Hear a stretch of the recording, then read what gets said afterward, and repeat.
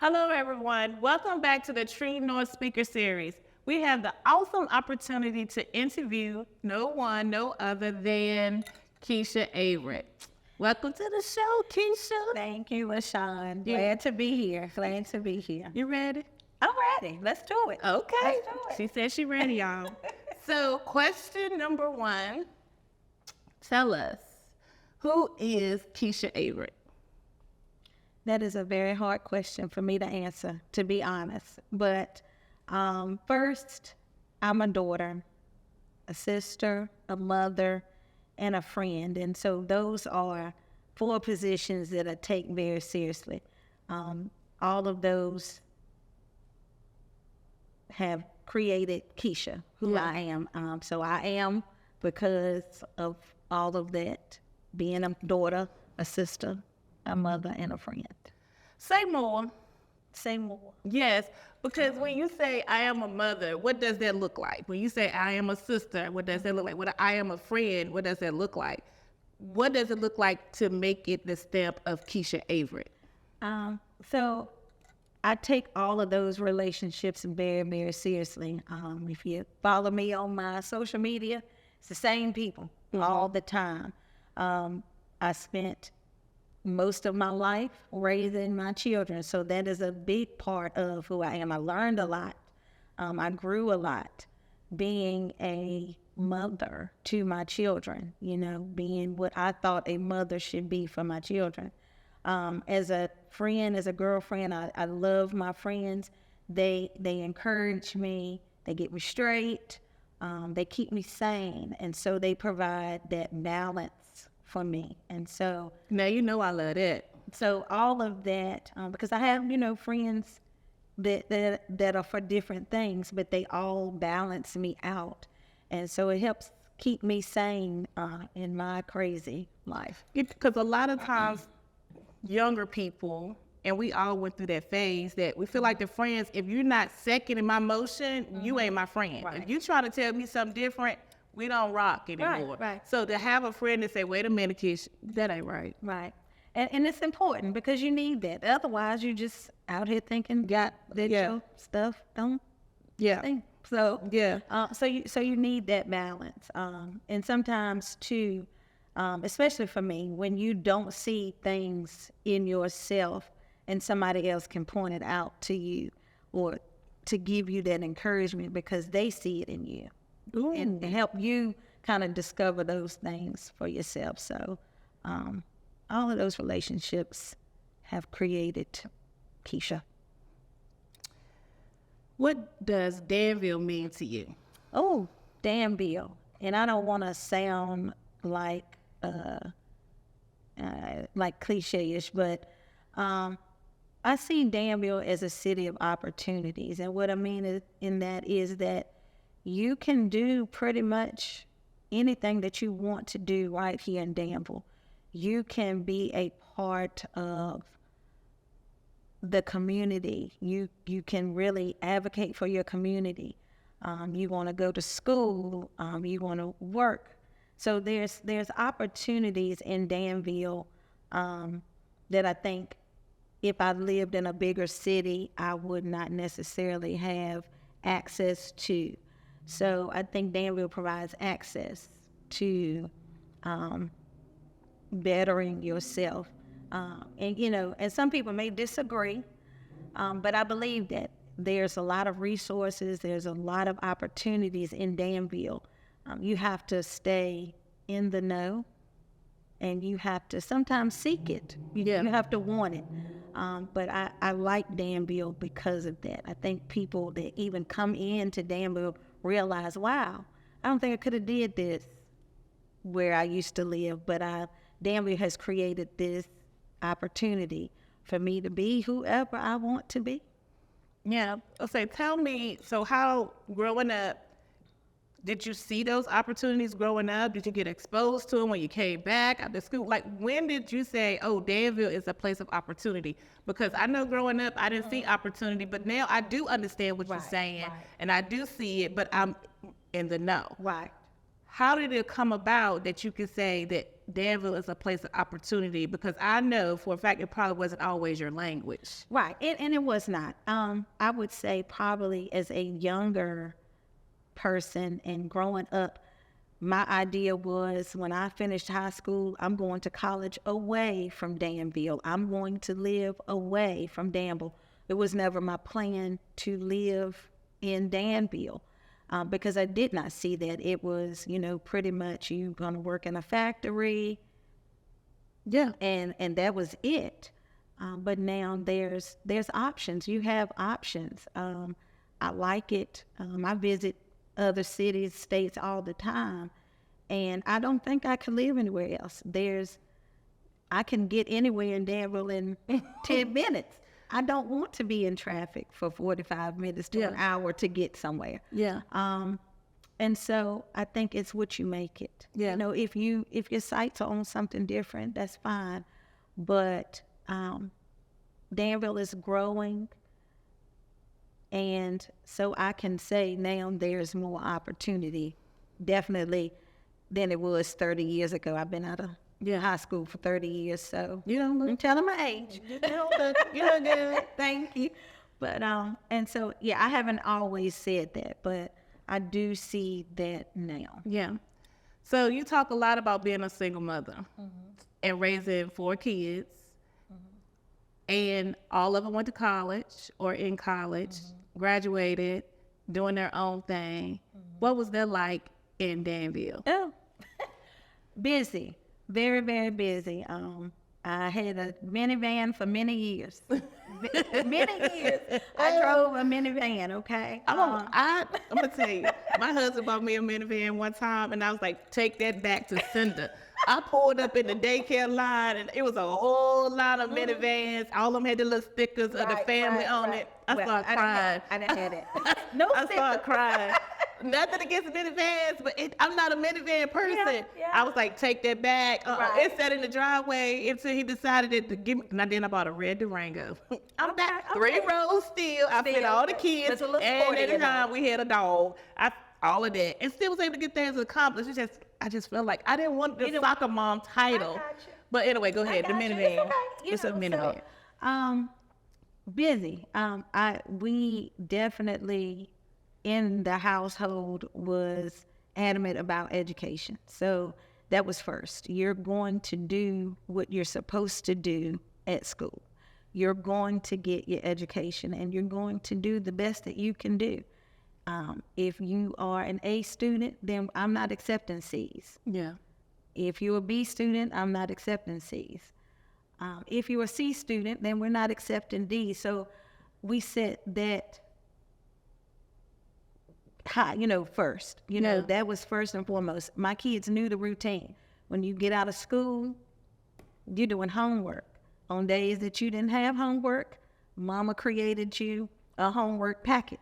Wow. And they were busy. I kept them in activities. So whether it was sports, I might have had soccer practice at Southside, dance practice in Ballou Park. You got to stay after school for orchestra practice. So they were always busy. And so in the car, we spent a lot of time in the car. There was not an excuse to not get your schoolwork done. You got a test, you got spelling words. We keep some flashcards in the car. Your sister can listen to you spell your words while we driving back and forth. And so that was what I set. That was the standard that was set day one. Yeah. This is going to become, schoolwork is first. You're going to get that done first, and we'll figure out the rest of it, but you're going to do that part. How did you balance all of that? I was a crazy lady. My kids will tell you. My oldest daughter says all the time, y'all know she crazy. So, yeah. I tell you, it was God. It really was. And I tell that to people all the time and say, well, you got good kids. And I said, it was God. I was blessed with them. They were not bad children. That's not always the case. And I'm not saying they are perfect. They haven't done their things, but I was blessed to be able to provide that type of home environment for them.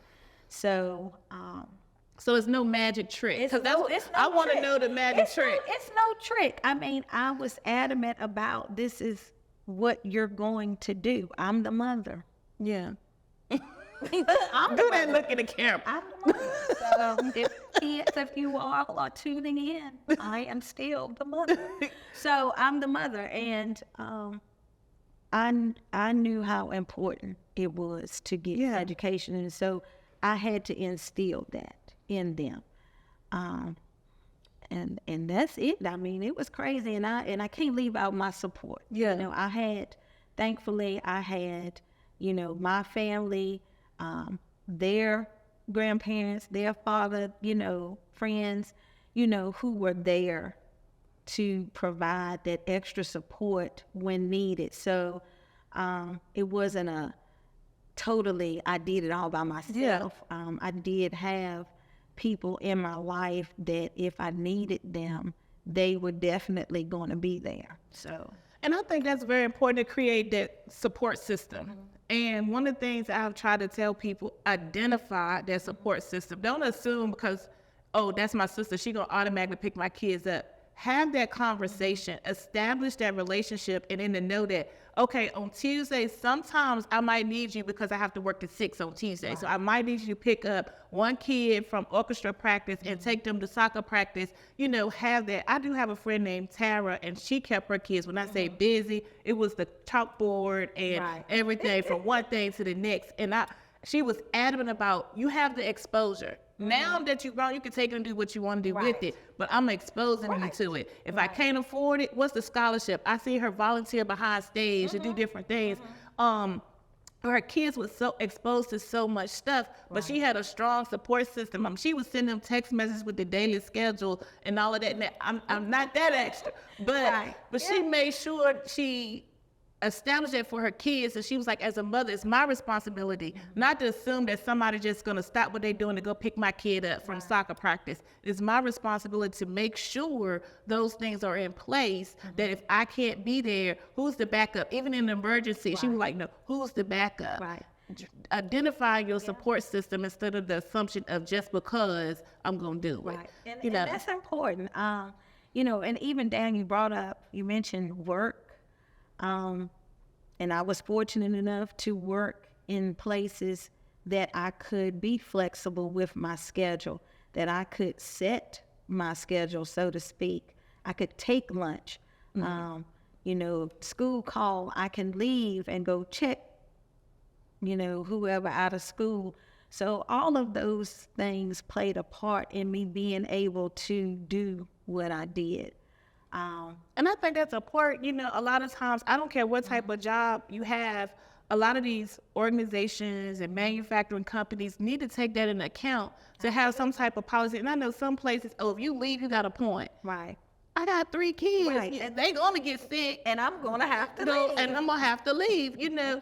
I think that's important, and I think we need policies and stuff in place to support parents and support, you know, people that advocate for kids about, I have to be the backup sometimes and I have to leave, and not just assume that kids only get sick after 5. Right. Or if I'm working second shift, they only gonna get sick after 11 o'clock p.m. We have to have those things in place to protect these parents who's out here trying to make a living and still be able to be parents. Absolutely, because you cannot say, well, you're not parenting. Yeah. When I have to choose between, okay, I need to be at work to be able to support the family, or I need to be at home with a sick child. So all of that definitely plays a part. And so I'm thankful for, you know, all of the people that are my support and have been my support since day one.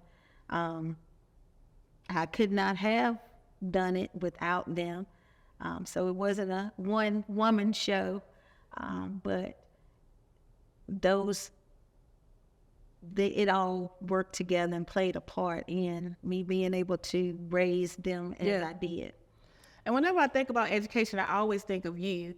And I want to say that it's also important, you know, that the school recognize the fact that parents work, and all parent conference can't be at a certain time, we have to figure out a way to navigate and provide space and opportunity for all parents to be able to come to a parent conference or a play or a show or whatever. I think that's also vital and important. Absolutely. You know, and these community events, some got to be in the morning, some got to be in the afternoon, some can be at noon, but to make sure that all parents have an opportunity to participate in everything. Right. And I think that's vital and important. And he speak a lot about that. It's like, okay, so who's going to be able to be here? You know, I hear you say that all the time.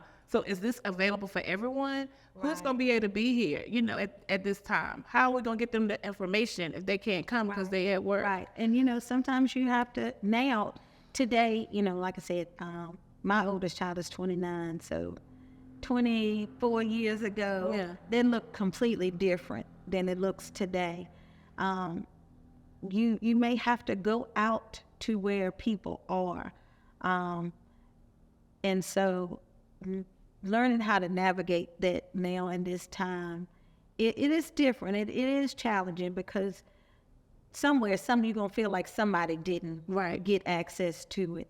But I think DPS has really been working hard to try to make information accessible in a lot of different avenues and a lot of different ways. And so, but like I said, it is a challenge because you're going to miss some. You're going to miss some. Yeah. But if you get the majority, then hopefully it'll spread out. Mm-hmm. Okay, so how do you bring all those mother skills to the work that you do at the workforce? Okay. Well, Because you work with youth at the workforce. I do. And so And they young adults. young adults. So I had a group this past summer was the first time we did this program for 18 to 24-year-olds. And man, they taught me. You know, I'm thinking I'm teaching them something. They taught me a lot too. And it just made me start looking at how I approach the work that I do with workforce. It made me think about that a lot of times people want to do better, and we may be hard on them and saying, oh, well, all they had to do was just sign up, or all they had to do was just show up. And for some, that is a huge task. So learning to just build these relationships, and that's the key, is forming a relationship with the individual and finding out their needs, because we may need to start here before we can even start with the work of the program, because it may be a housing issue, it may be transportation issue, it may be they just can't see themselves successful. And so trying to help guide a person to success and they can't even see it, that's work. That's work. Yeah. That is work. Because I can say, even for myself, I had that showing at 18, and that age group you served, that 18 to 24-year-old, I was in a different mindset. My mindset was so different. And trying to figure out what I want to be when I grow up was so hard because I didn't have an iPhone or the resources that we have nowadays. I didn't even have the access, and it was so difficult because I was dealing with all the triggers and being 18 and all those different things. So I can see what you're saying when you say I'm working with 18 to 24-year-olds. That's a big brief moment right there, because like you said, it comes with so much outside of the paperwork of the workforce. And everything, you've got social media, and so everybody is trying to emulate what they see. And so you're combating that. You're dealing with whatever their barriers or traumas are. And so that's why forming the relationship with the person outside of the workforce work, forming that relationship with the person, I think is the best way, is what I learned is probably the best way to approach it. I have to do the paperwork. Yes, I have to do that work, but I need to form this relationship with this person, because they got to be able to trust you. Right. They have to know that you're going to be in their corner. And that age group, that's huge for them to be able to trust you, and to know that you have their back is very important to them.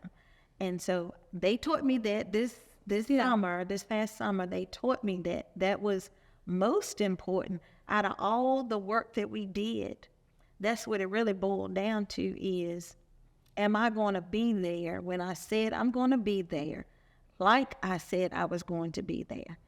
And once we built that bond and established that relationship, now we can begin to work through other things to get where they want to be.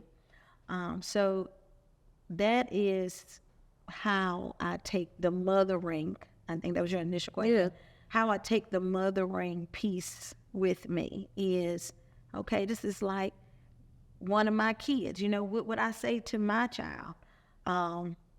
Yeah. And I use it, I apply it there. I think it's important. And that is not something that you learn in the classroom. That's the lived experience. Yes. So somebody had to do that for you. So who inspires you? Oh, when you was from in that age range, to somebody saying that, come on, Keisha. yeah, and I would have to say it started early. I had a really good church foundation. My church, so people in church, ladies in my church, my pastor, they were very influential. Various teachers I had, God rest her soul, Miss Eccles, was my first grade teacher at Park Avenue Elementary School. And so I have very vivid memories of Mrs. Eccles, Mrs. Woody, I had her for 4th grade. Marilyn Gunter, I had her 7th grade.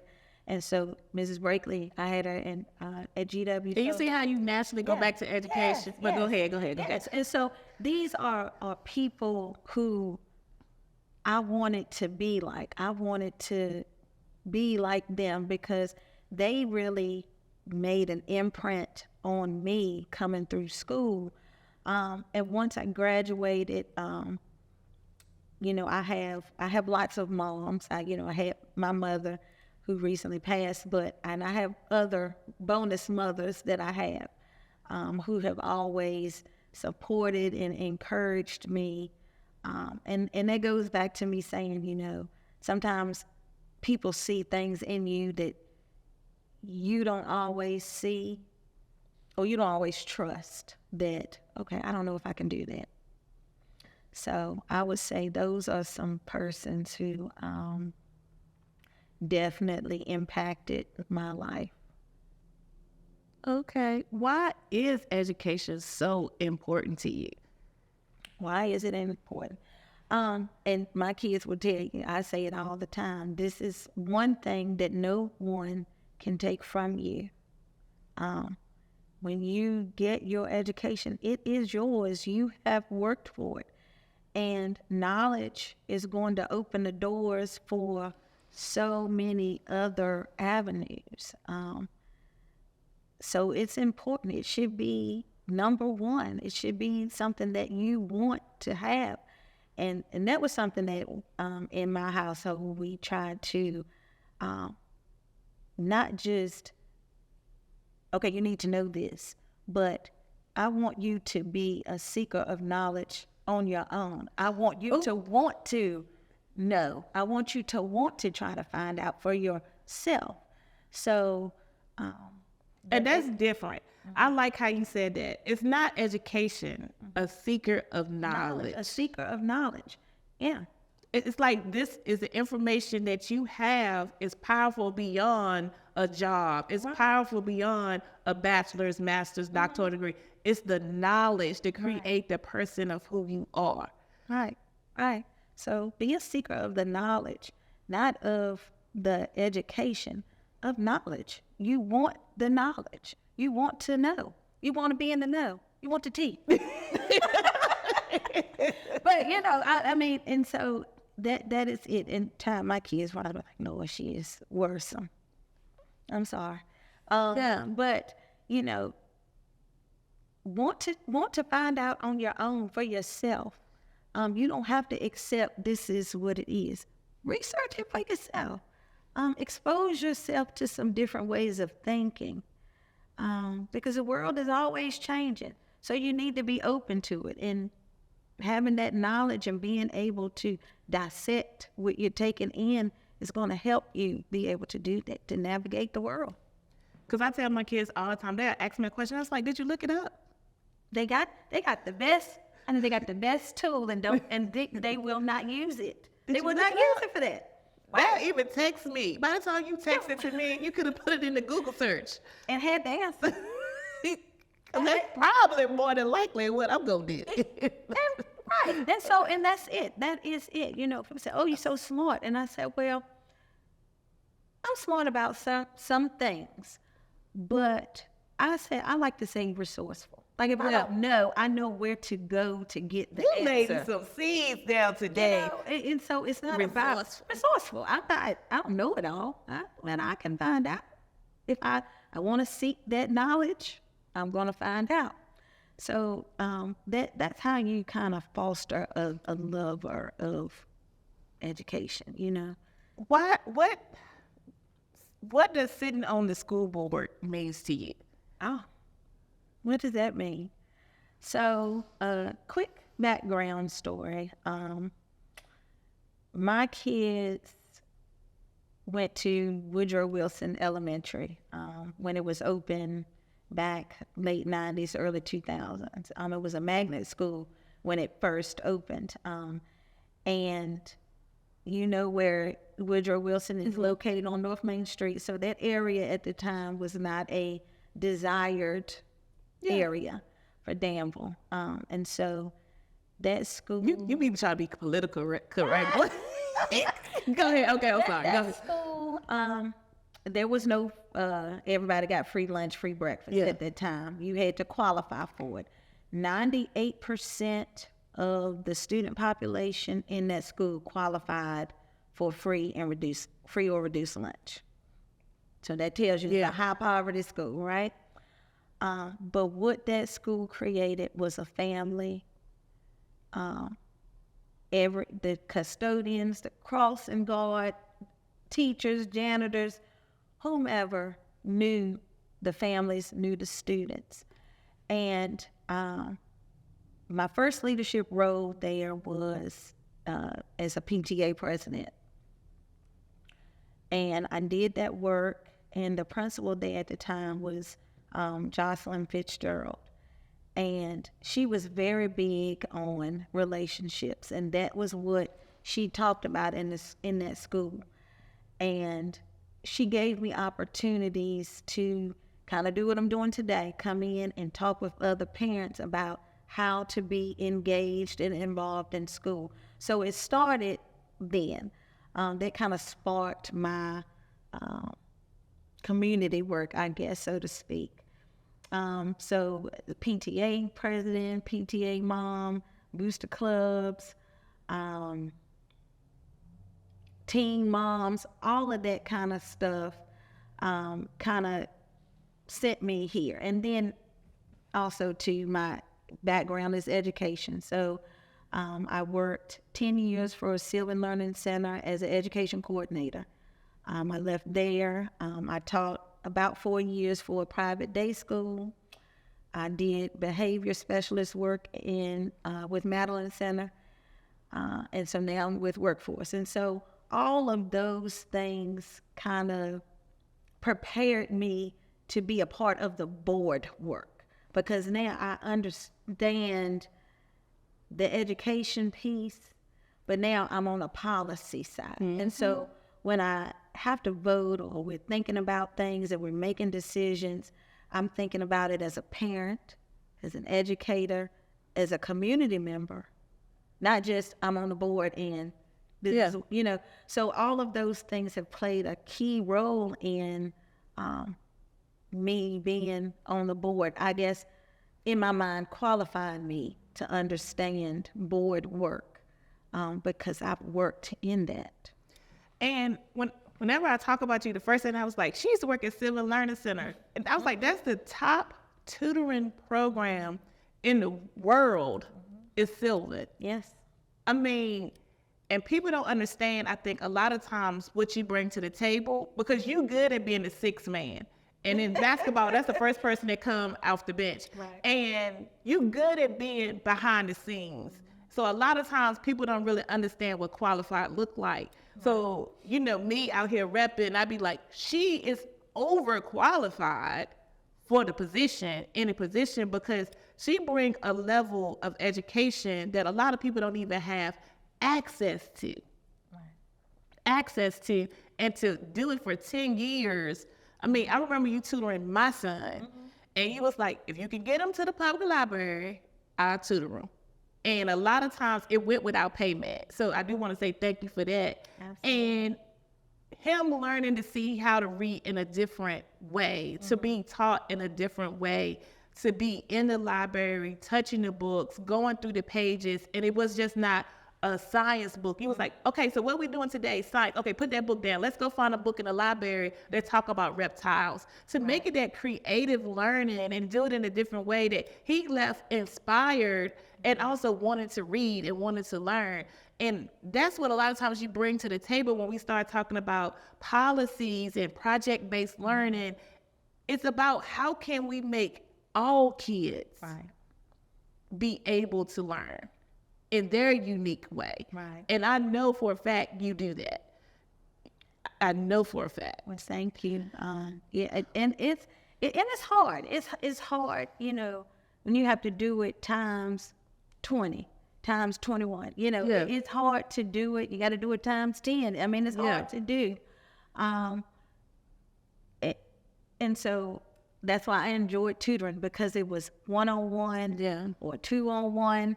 I enjoyed that because you got to, again, I'm going to go back to that word. You build that relationship with that child. You observe and you watch and you know what sparks their interest. Yeah. Okay. Well, that's my end. Yeah. You have to be able to take the time to do that. And education, and not just education in Danville, this is nationally. We're so now test driven. It is a challenge to make that kind of thing work sometimes, and so it's challenging. So I applaud teachers who still try their best to do that, but I understand it is hard. It's easy when I only got one or two or three. Sylvan, their technique was 3 to 1, so it's 3 students to 1 teacher. And so differentiating instruction between 3 students that are not at the same level, may not even be on the same subject. So I learned to perfect that from Sylvan. But it is hard to learn how to do it and do it with a rhythm.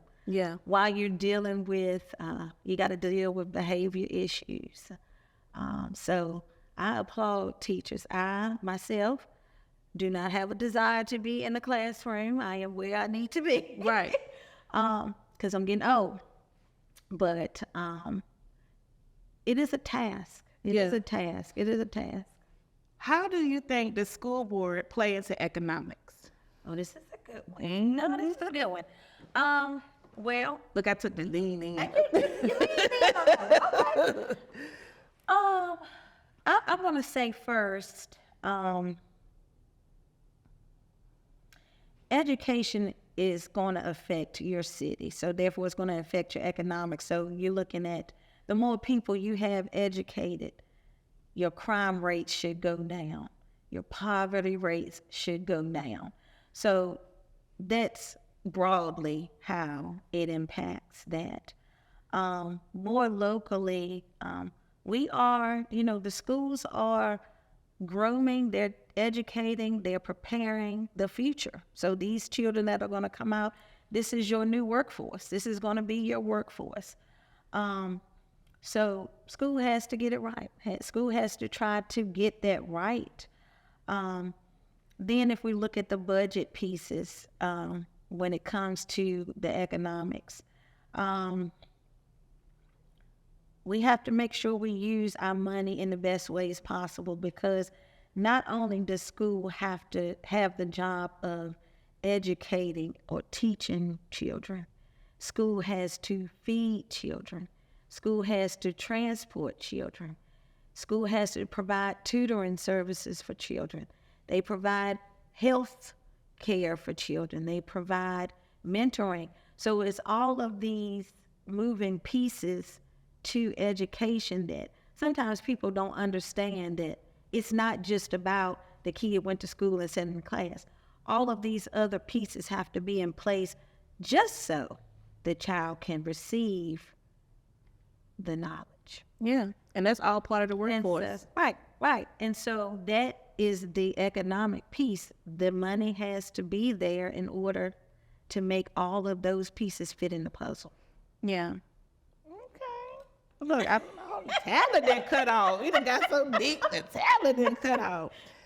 And you, when you start talking about the budget, because we know school board is budget and policy making, and you know, management of superintendent. When you start looking at those overhead logistics, where do you gather your data from? Where do you get your information from to say, okay, I vote yay or I vote nay?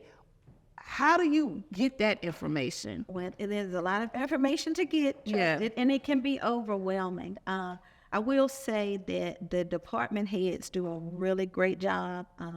Our CFO is phenomenal, Ms. Gillis. She is phenomenal. She breaks every number down for us by categories. And so all of that information is there. Outside of that, and I listen to the people in the community, you know. So how do you handle that negative I'm talk? always listening. So negative talk, what I have come to learn is that a lot of time it is just because people don't know, haven't been educated on it, on a particular topic, subject. They just don't understand. So I like to spend time, hey, well, let's talk about it. Let me put you up on the game. Let me help you to understand this is our role in this. This is not our role in this. But I hear you. Yeah. And you good at doing that. You like, I'm gonna go where the people are. I'm gonna talk to them. I'm gonna explain it to them. Let me tell you something. Let me explain it to you, because see, you are ignorant to it just because you don't know. And so and sometimes people are speak out of emotion. We know, Yeah, because it's their emotion- kids. yeah, emotion plays a part in a lot. So I have learned to listen, not to respond. A lot of times I might not respond. I'm going to listen. If I need to respond, I will.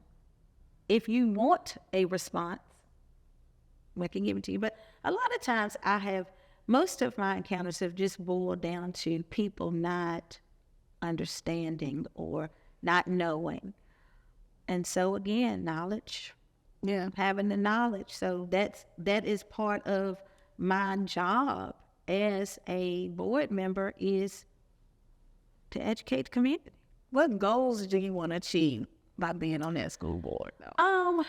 Well, definitely, to get more of our schools accredited, and that's not a one woman show, but that is the end goal.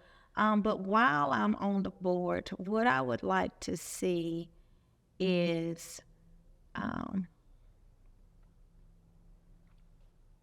we really dig into, I guess, how do I say this?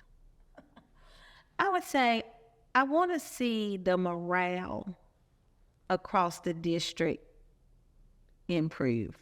And not that it's bad, but I just remember different. Back when you was I remember volunteering different. at the magnet And school. so I would just like to see that, and trying to get parents more engaged and involved. Now, what does that look like? It doesn't look the same for every parent, and that's not what I'm saying. But how can we help you as a parent be a better parent so that your child is a better student? And that is what I think my overall focus is how do we affect that change? Yeah. I love it. Okay. Child, you done answered all these questions. I tried to be a little bit. How do you speak up though? Cause you know you quiet when it comes to a lot of stuff, and you like, I saw it, I heard it. What does speaking up for you? What is speaking up for you? Because maybe that's what people need to know, because a lot of times you're not loud and rowdy like me. No. and you're letting me know, I ain't gonna say that. You know I'm not gonna do that, right? Okay. You be ready. You like, I'm not gonna do that. And then you'll come back, and by being the silent partner, and I'm not gonna answer the question for you, I'm gonna let you answer. You can say, but did you hear them say this? Or did you see this part of it? So what does speaking up for you? So people will understand that Keisha is speaking up, but this is what it is. Okay. So what it looks like is, it may not be at the school board meeting that I created this ruckus, because it's just not my personality. That's just not me. I'm better in a smaller group. I'm better one-on-one. So just as you said, if I hear something or I see something, I might make a call and say, hey, what'd you think about X? Okay, so how do we navigate that? What are we supposed to do? And that's how I speak up. So it doesn't always have to be on the front line, but I got your back. Yeah. Yeah. So know that me speaking up is that you need somebody to have your back and your side. Yeah. I probably won't have your front, but I'll have your back. Right. I mean, it's being honest. But that's just my personality. I'm not that rowdy person. But I'm listening, and sometimes you don't need to address it today. There may be another open door for you to address it somewhere else where it's really going to make the impact. So I would say that's my speaking. Yeah, and I want people to understand both is necessary, because I know a lot of times you have pulled my coattail, and you was like, Sean. But see, I know you going to go in it, so I'm going to just... And then sometimes you like, go. And I think it's both is necessary, but it's like you said, building a relationship, understand what everybody brings to the table, and the value and respecting what they bring to the table. And I want people to understand that you're not the rah-rah sister, but you are, well, I do know this policy, because the knowledge, this policy says this, and if you take them this right here, they got to give it to you. I mean, that's your end. That's it. That's what you be saying. That's your end. That's your end. Like, this is what you need to do. And so, I was having this conversation before we got started. A lot of times people come and they expect you to jump on it right now. And I have a saying that I tell myself, okay, so your emergency is not my urgency all the time, because a lot of times people do things out of emotion, and we need to unpack it a little bit, because let's see what we need to do. Or calling me as a school board member is not necessarily your first call. Yeah. There's a chain and there's a process. So let's do the process. Now I will walk you through it, but let's do it in the right way so that you can get the result that you want. Because you can sabotage your own self by trying to do it your way. And one thing I like about you, and Chief Irvin was another one, you're going to do the follow-up. Yeah. You're going to do the follow-up. You're not going to just say, well, you got to call such and such first and hang up. You're going to have that redial. And you was like, so tell me, did you call? Right. What was said? What was the feedback Yeah. for you? And now this is what you got to do, or now it's my turn. You do that. And I could honestly say that's what you said. Oh, I'm going to follow up. You even tell them, I'll follow up with you. I'll get back with you. So I think that's important. Is it a struggle, or what do you see it as? Because this series about the Black women in this community, and a lot of time, especially for you are the sixth man, you are the help, and you sit back and you was like, I got you, I'm helping you. But when it comes time, he's like, go ahead, talk about it. And I was like, but you did it. You got it. You got it. How is being Black and female in Danville, how does that look for you? It looks a lot of ways. What I have found is that there are a lot of Black women who are great in Danville. Let's say that they're great. Everybody has something that they want to do, something that they're doing. A lot of Black women do, and I applaud that. But sometimes I do find that there's a separation of us. For whatever reason, and I have dealt with this all my life. Other Black girls, oh, well, I don't like her. You don't know me. You don't even know me. You know what you see, but you don't know me. You haven't taken the time to get to know me. And so there's a lot of separation sometimes where it could be unity. There's some separation sometimes amongst us because be it me coming into a leadership role on the school board, I would have liked to have a mentor, a Black woman as a mentor.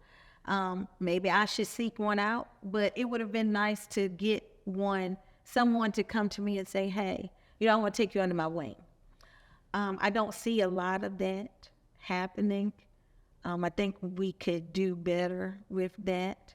I could do better with offering to be one to somebody else.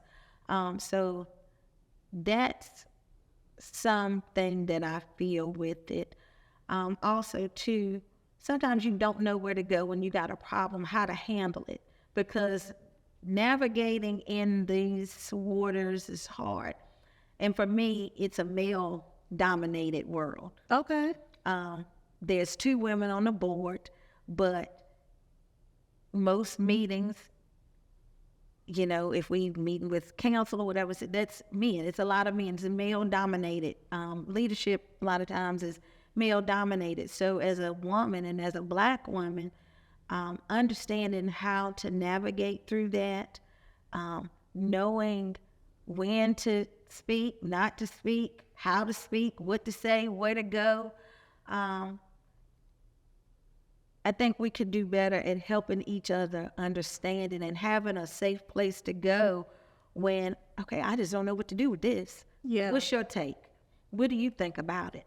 What did you do? Has it ever happened to you?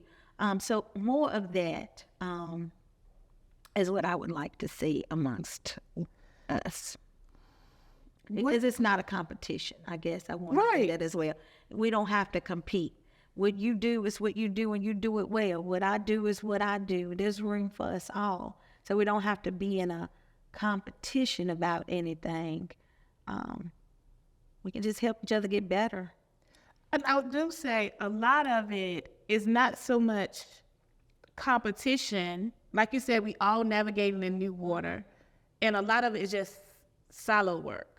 We all operate in our silos sometimes, and we don't even know that we're sometimes facing the same battles. Right. So like you said, we need more places and spaces to have this conversation and this dialogue, and to even let people know that it's a thing. It's not just a you or just a me, it's a us. Right. And we all have maybe been exposed or going to be exposed to the conflict and confusion that we see that when we're navigating in these new spaces. And if no one ever speaks up to say, hey, have you ever had to deal with this? Right. Or have you ever had to deal with that? It could just be silo work in addition to some of it just being competitive. Because I know I'm competitive by nature, but I'm not ego-driven. Right. I'm competitive a lot of times with myself. Right. So I get in this silo because I know it's things that I want to do in life. And it's not so much that I'm blocking Keisha. It's just, oh, I forgot. Keisha, what you mean? Right. And I think you make a good point, and that's a good way to look at it, because I think sometimes maybe we look at it wrong. Yeah. We see it as a competition, or we see it as, oh, well, now she made it here. Yeah. She don't have time for this. And so that's an amazing point. And we have to give, I think you and I had this little chuckle about this one day about giving yourself grace.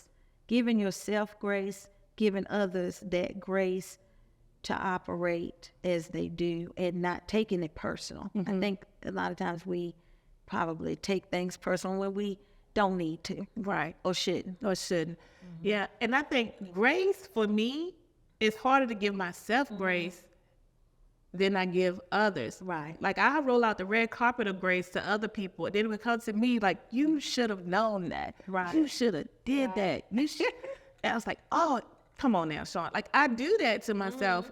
When in actuality, that same grace that I give out, I need to give it to yourself. I give it to myself. But then that goes back to other people seeing the things in you that sometimes you don't see, and they offer that grace that you sometimes don't give yourself. Tell us, what is your greatest accomplishment to date? I'm giving you an easy question. That's easy. My greatest accomplishment, and I'm gonna tell you, I just love my kids. So to me, that's my greatest. Yeah. That's my greatest accomplishment. I just love children, and I get on their nerves, but I just love them to death. And she talk about y'all all the time. So she ain't just saying it for the camera. She talk about them children all the time. Because, that's me. I'm looking at it, and there's 4 different people. There's 4 very different people. And they just amaze me. Like, I just laugh like, I knew she was going to do that. Like, because I know how they're going to react and how they're going to respond.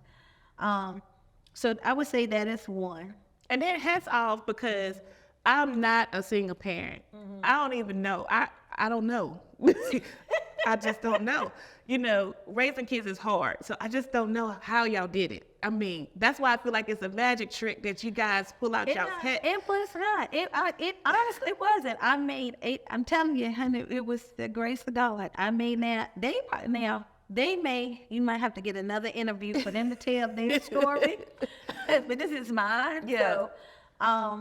So hats off to you. And there's places that I had deficits. Yeah. Don't get me wrong. I mean, there was places that in that span of raising them that I fell short, and I probably made a mess of something. And as a parent, when you saw, the reason that they did this is because you didn't, and so I will take that on as like something that I didn't do or something I should have did better. So, it's all learning. All learning. But, that would be one of my greatest accomplishments, my number one. And surviving a political campaign and winning, that definitely will go down as it was scary for me. That was scary for me. Yeah. Especially because most people don't know how much of an introvert you are. People really think that I'm like, you outside, but you was like, I'm outside with these people. This is so funny that you say that. And this is sad, because I'm just like discovering that the end of 2023 that no, really, you were an introvert. Yes. I'm cool with my people, but they just my people. Like my people. I'm a whole nother Keisha, but to the masses, yeah, no. I could have told you. I didn't know you didn't know. Yeah, I kind of knew but didn't. Yeah. I guess because some people see me as, oh, well, a social butterfly. No, not really. And you there. You I'm present. there. I'm in the building. Yeah. And a lot of times like, let's go over here. You was like, what? I ain't going there. Yeah. But I go with you. Yeah. And it's, it's just, that's me. Definitely. That is truly me. And so, running a campaign, and shaking hands and having conversations and the night of, I was just a little crazy little lady. I was like, I'm not gonna look at the numbers. Yeah. I don't want to. I'm looking at them, but I don't want to see them. Yeah. I was, like this, because I'm like. So the next day, I was like, who are all these people that voted for me? Yeah. my daughter said, so you want to like try to figure, I was like, well, I mean, I just want to know like who are all these people? Because I don't know who are they. Yeah. So, But I think a lot of more people know your resume than you think, you know. Right. And I think, like you said, you work hard to build relationships. And I think that is very important in any type of office, whether you're the principal or you're the school board or whether you're the teacher or the janitor. right, it is about those relationships. So Yeah. shout out to Jocelyn Fitzgerald, because that was even like our motto Yeah. at the school at that time was we build relationships here. And that has stuck with me all that time. So tell me, what personal boundaries do you set, and what does that look like? Because I struggle with that. Yeah, I have learned to set boundaries. So I really try to do my work at work. Yeah, I try not to take a lot of work home. yeah, So that's one boundary. I try to do that. I try to save Saturday and Sunday for me, yeah, for things that I want to do. And then we go hard Monday through Friday. yeah. Other boundaries is, And I just seen you at the Sunday supper on Sunday, but go ahead. Wait, I wanted to do that. So if it was something I want to do, I will go. But I'm easier. I don't find it hard now to say no. If I want to say no, I don't feel like I have to show up at every single event, every single thing. Yeah. Because- That no period, everybody be posting it. I know I probably done posted it twice. No period. But I can't. But I it is struggle. hard. It is hard to do it. And so what I try to do is I really live by my planner now. Once I get a certain number of things in a day, that's it. Yeah. Like you cannot overextend yourself. Yeah. You can't. And I used to tell my kids this. Sometimes let people miss you. You gotta be at everything. Let people miss you sometimes. Yeah. So I was like, well, you probably try to need to apply that in your own life sometimes, you know. Now, certain things I'm not going to turn down going to, but if I can, and I just think about it, like, do I really, my presence there is for what? What's my reason for going? Yeah. And making sure that the reason that I'm going is going to be authentic and that my presence there is authentic. Because if we just going just to say you went, well, you stay at home. Yeah. I like it. What has life taught you? Ooh, Hard. hard knock life. Not hard, not. Well, life has taught me a lot, but I'm going to sum it up with this. Be good to people. Yeah. Just treat people right. Be good to people. Be good to people, and things will align for you. You don't get in the way of being hateful and nasty. Don't avoid my question. That's the answer. That's the answer. But so many lessons. Oh my gosh, so many lessons. I cannot answer this question. It's hard because there's so many like situational things. I don't know. I gotta be true to me. Yeah. Be true to me. And that everybody's not gonna like you. Ooh. Everybody's not gonna like you. Everybody's not gonna understand you, and that's okay. Just keep being true to you. If you can go home and be okay with who you were today, that's what matters, because I've lived at different periods in life where I was being the person that somebody else wanted me to be, or who they saw me as. And I finally, okay, you don't have to do that. Just be you, and You are enough to Right. just be you as you are. Just to be you. Yeah. I didn't answer your question, but No, I do get it. I do get it. Because a lot of times when I was younger, I didn't know who I was. right.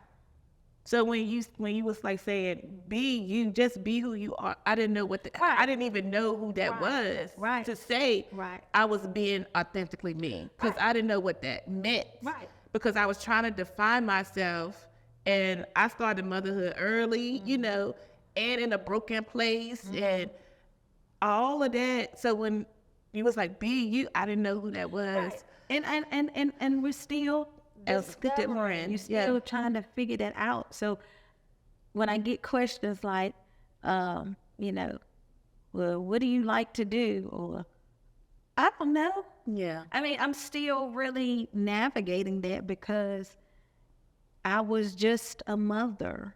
Yeah. For so long, that was my being. That's who I was. That's what I did. That was it. And so now, Keisha, okay. Yeah. Who is Keisha? She's still becoming Keisha, I would say. Yeah. So life is still kicking butt. And look, that's the next question. What was your turning point in your life when you became your authentic self? Probably not very long ago. What time is it? I would say, I don't want to use that word. I think once I felt like I was at a place professionally, and so all of those pieces were in line. My children are now grown. Okay, I don't have to. I'm not bound by all of these these boxes. I'm not in these boxes. Okay, Yeah. Keisha, you can just. It's just so easy. Just be Keisha, And so, I guess that's when it happened. What does leadership mean to you? Leadership for me, I think, is more about empowering the other people that you're leading. It's not, me. I'm the leader, and you do what I say, and you follow me. It's about empowering other people around you, and you might be the spearhead. You may be the person to get the ball rolling, but you're also able to put the people in place to get the job done. So you're able to see that bigger picture. To me, that's the leadership. Because you do that in the mommy role and the sister role. I've seen you do it in a lot of the community role. You might be behind stage, but you navigate towels over there, this over here, you ready to go out, you navigate that. And for you to say you empower others, it just goes to speak why you do what you do when you show up. I empower you to go out and be the speaker. I can if I have to. Right. But I know it's better if you learn how to do it and go out there because it's your skill set. Right. This is what you're good at. Yeah. I don't need to get up there and try to do what you can do better. Yeah. I'm okay with you doing better. Right. I would like for it to look better. Right. So you do it. Yeah. So I think leadership, to me, that's what it looks like. So in as a leader, you're a team player, and even though you're the driver, you're still a team player. We talked about being a point guard before we started taping. So just being able to see that bigger picture, knowing what direction we want this car to go. Yeah. That's how I would sum it up. How can we build and create more leaders in this region, in Danville, in this region? Well, this platform, for one, is great. I think I think it is definitely going to inspire and empower. And so I'm thankful to you for including me in this and giving me this opportunity. But I think more conversations about how you can, or helping people figure out, figuring out what your purpose is, your passion. What is it that you are passionate about? And then, I can teach you to be a leader. But helping people to figure out what it is that they love, they're passionate about, and figuring out what they're strong in, what their strong skill set is. I think that those are things that are hard you don't know. Yep. I think, and we both went through Middle Border Forward. That was very helpful. That was very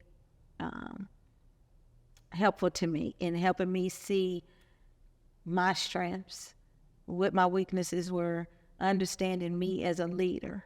So that whole process and that fellowship was a huge player for me, figuring that out for myself. So more opportunities to do that. And us women who are in these spaces looking and saying, hey, let me get this one, and start grooming him or her to be a leader. I think we have to do more of that. Yep. We got to go back to that grassroots. You kind of start in it and you get out of it, but grassroots works. Right. What is your greatest memory about North Main? Oh, wow. Okay. So I lived in that area for about 10 years, maybe. My greatest, fondest memory is definitely Woodrow Wilson. Yeah, you talked elementary. That was home. That was home to my kids. That was home to me. And I met a lot of people, a lot of families, from my kids going to school there. Also, my children went to camp at Stonewall some, so becoming and knowing people in that area, those were happy times. I like people, even though I'm an introvert, but I do like people. So for me, that was a good time. It was a good time for me. I used to get my nails done on North Main. Yeah. And, that was back when I was a teenager, like that was my hangout spot. So, Yeah. So I have fond memories of families and people, and, that's what I remember. What you would like to see on North Main? I think I would like to see definitely with the North Theater there. So it just makes sense to bring some more art, maybe dance, kids doing TikToks now. So somewhere for them to go to put that to use. You can learn a dance on TikTok. You can take a dance class. Something that's going to keep them busy. So definitely some arts, education I would like to see in that area.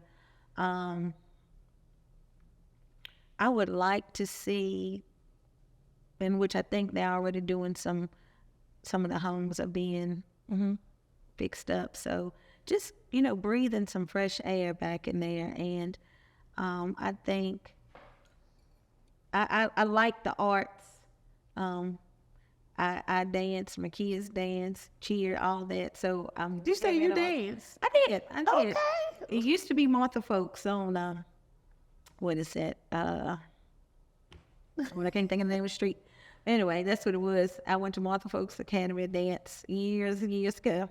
And so I love dance. So I'm a fanatic. I love dance. So I would like to see that. They got a dance studio. Yeah, they do have a dance studio. Yeah. I would like to see maybe some more art, some nice little restaurants, some cultural, ethnic restaurants in that area. I would like to see that. Yeah. On little, give it a little flavor, little flavor over there. So how do you plan to pass the baton? Because we talked about all the people.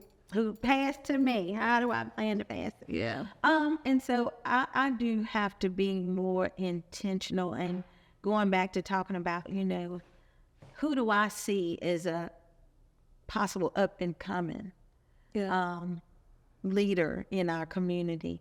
And when I'm working with the youth that I do come in contact with, talking to them more at that level, helping them see how they can contribute to our community. So I would say I need to be more intentional about doing that. Okay. How you plan on doing it?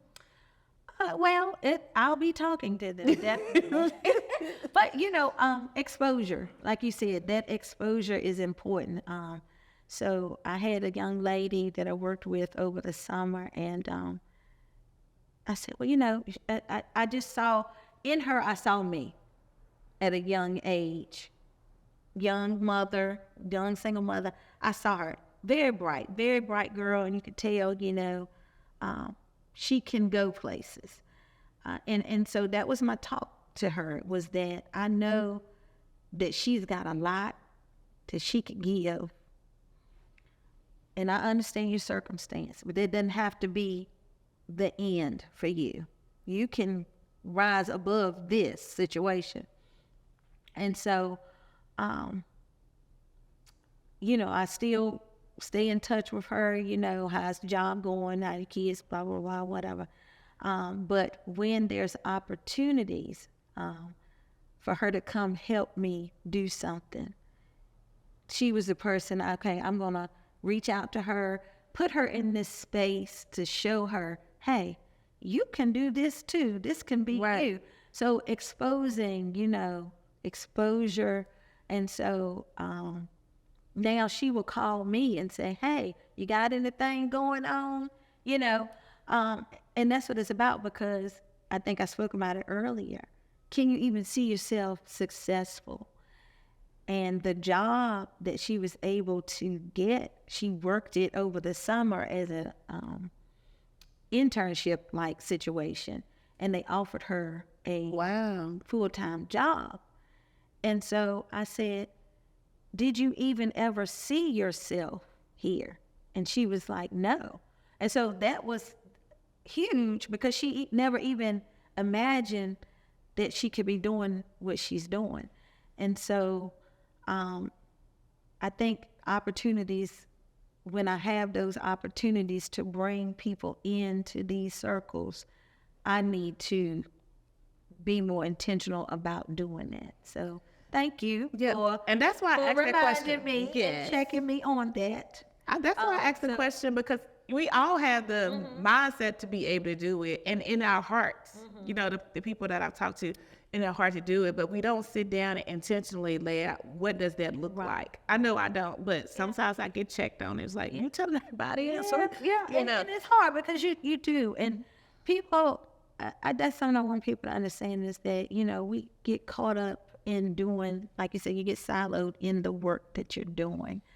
And sometimes you're going to not rise to where people think you should. Yeah. And that's where grace comes in. But know that, my heart is pure. I don't always get it right. And, I text my kids that one day. I was just like, I know I didn't always get it right, but just know that I mean well. I meant well.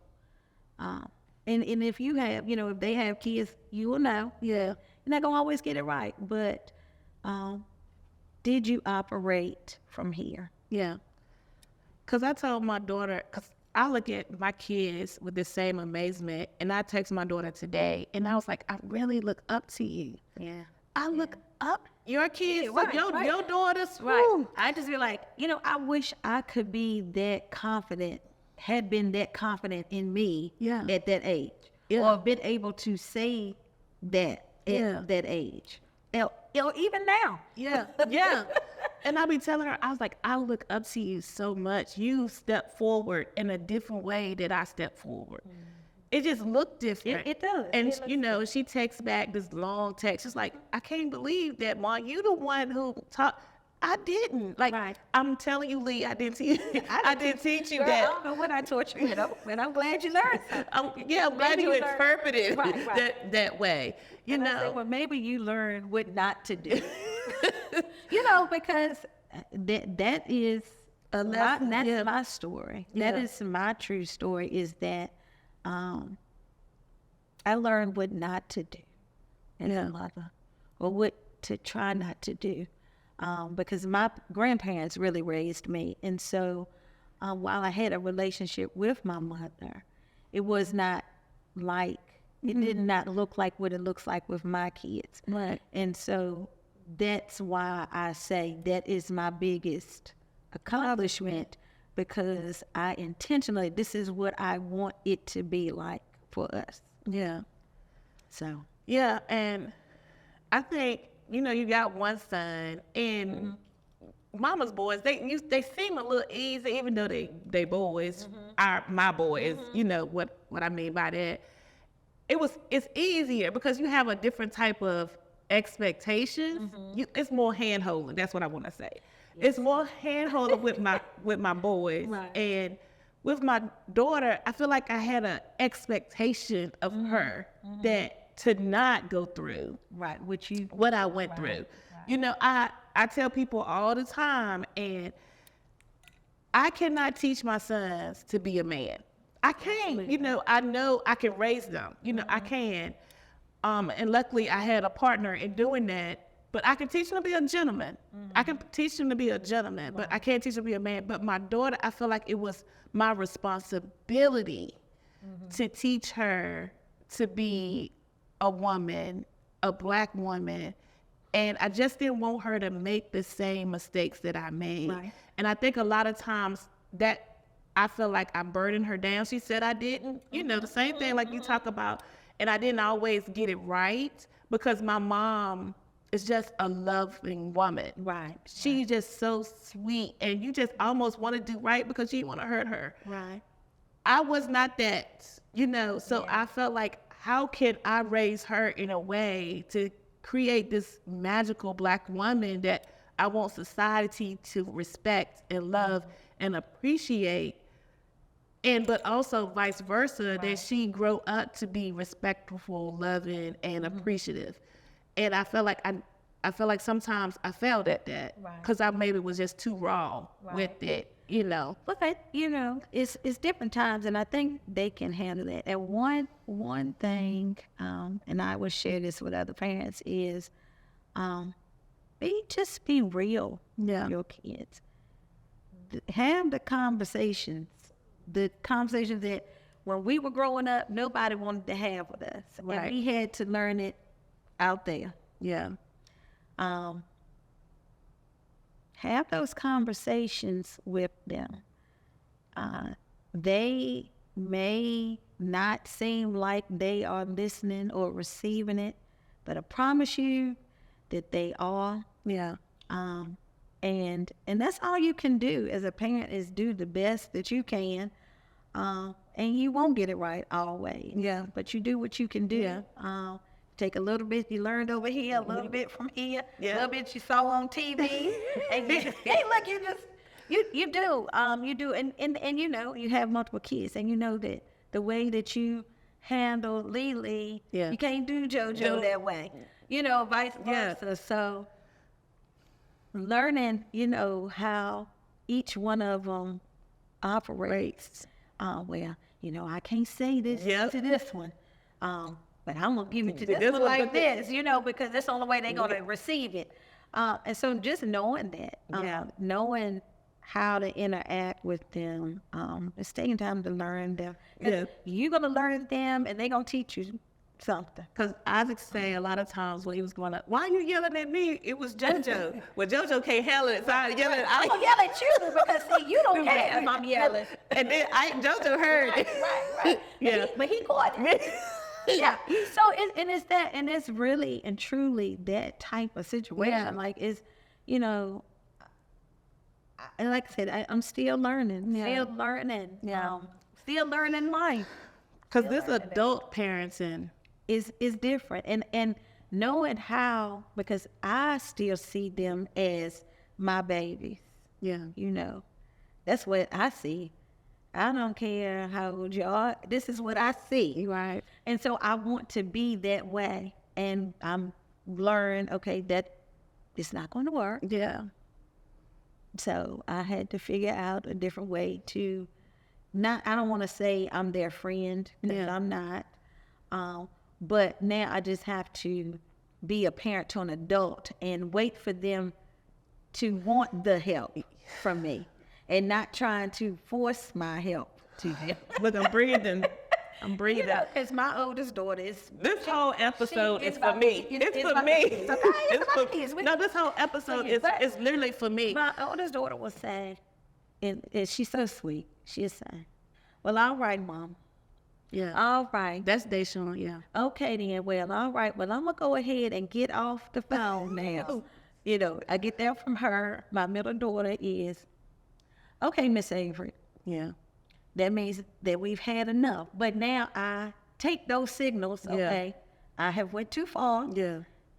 Okay. And I'm going to give you your space. Yeah. But they already know I'm coming back with it again the next time we talk.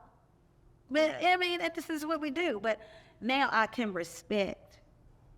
I had to learn how to give them respect. Yeah. To want to deal with things differently than I would suggest them deal with. Yeah. What is next for Keisha? Oh, what is next? Next, I really, and we've talked about this, I really want to do something with single mothers. It's just still, it just keeps coming back to me, and it's on me to do something in that realm.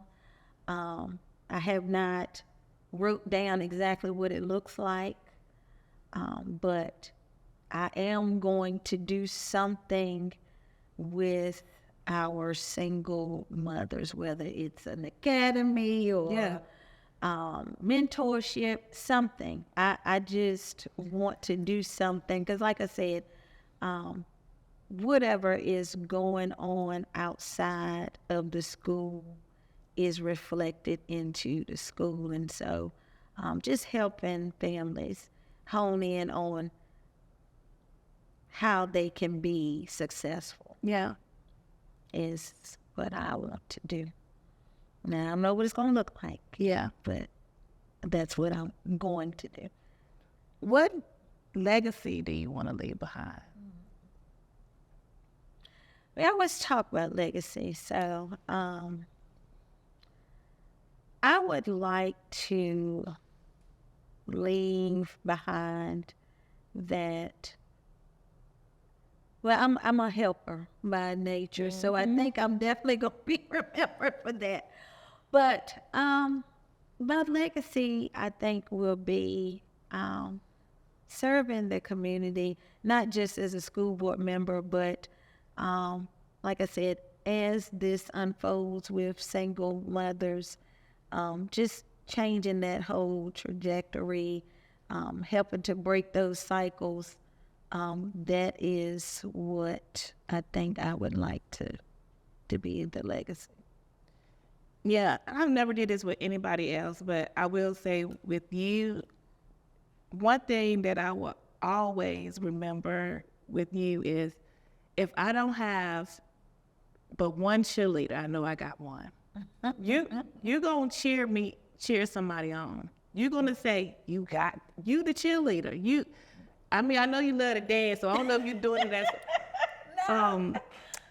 but you cheer people on in a way that you know is authentic. You know, it's that random text. It's that call when you see something that just really mediocre, you read in between the lines. And I think that's your knowledge where you really dissect stuff. And you was like, girl, you got this. And I was like, what she texting me that for? But I needed it, and you do it all the time. So, I didn't do it with anybody else, but I can say that's one thing I will always cherish and remember about you, that if nobody else, you gonna say rah rah, go go go. Yeah.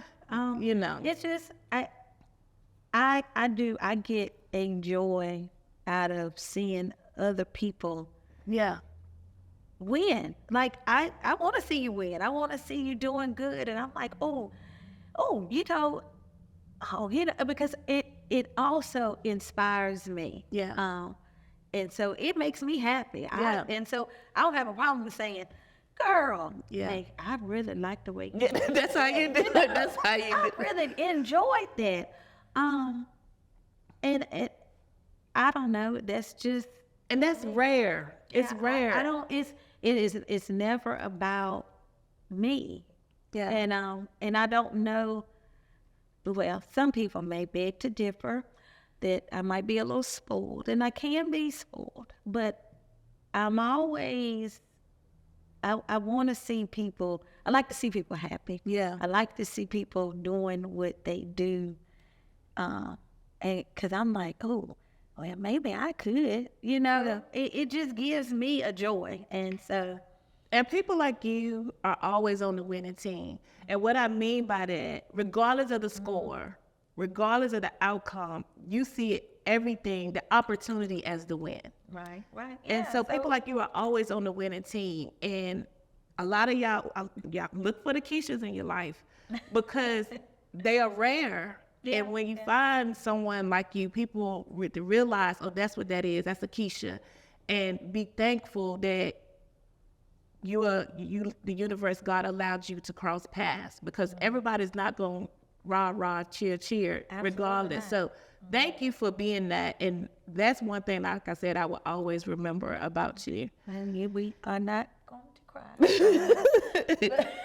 But yeah. But Okay. thank you. And I appreciate that because that means a lot to me. Yeah. And when you called me about this, I was like, well, why do you want me to do this? I didn't. Yeah. Okay, Yeah. I will. But and that's the thing of life. I think you asked earlier, what have I learned? I've learned that it's okay for me to open up Yeah. to people, because that is hard for me. That is hard for me to do. So I have learned that it's okay to trust, Yeah. to open up to some people, Yeah. and to share my life story in a way that it will help somebody else. I wasn't thinking about that when you asked me, but Yeah. thank you. She's good, y'all. Yeah. And I knew we'd come back around too. I told you we'd do it. If you could sum up your life in one word, only one word.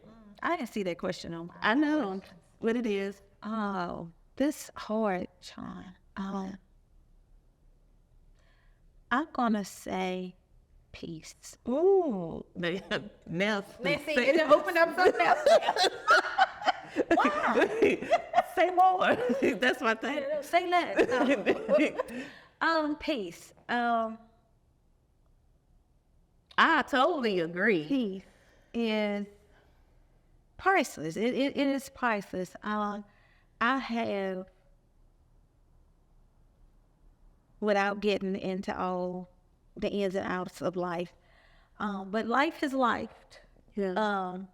I have gone through things personally, publicly, privately, mostly privately because I'm very private, but and now I have a peace. And so that whole thing of learning that I can just be me, whoever I am, and it's enough and it's okay to let the world just know me as I am, is a peaceful place. Yeah. And so I would say that's where I'm at peace. I don't let anything get in the way of me having peace in my life. Yeah. And I can see that now when you said like a lot of stuff went on in life or whatever. That's why you do what you do, because I guess life had been so loud. you the type of person that's like, okay, how do I bring about the silence? How do I bring about the calmness? Because you do that. I don't care how hysterical things are around us. You're like, yeah, I'm not going to entertain that. Yeah, because I cannot function. I don't function well in drama and just the chaos. Chaos. You find that you like, it's calm down. It's okay. It's gonna be okay. Like it can be worse. And I look at where I came from, where I've been, where I'm at, where I could possibly go. And I'm just at a peaceful place in life. I don't have and I like it. I like it's quiet. Yeah. It's quiet. Okay, tell me, last thing. Tell me your favorite quote, scripture, mantra. Okay. One favorite quote I have is from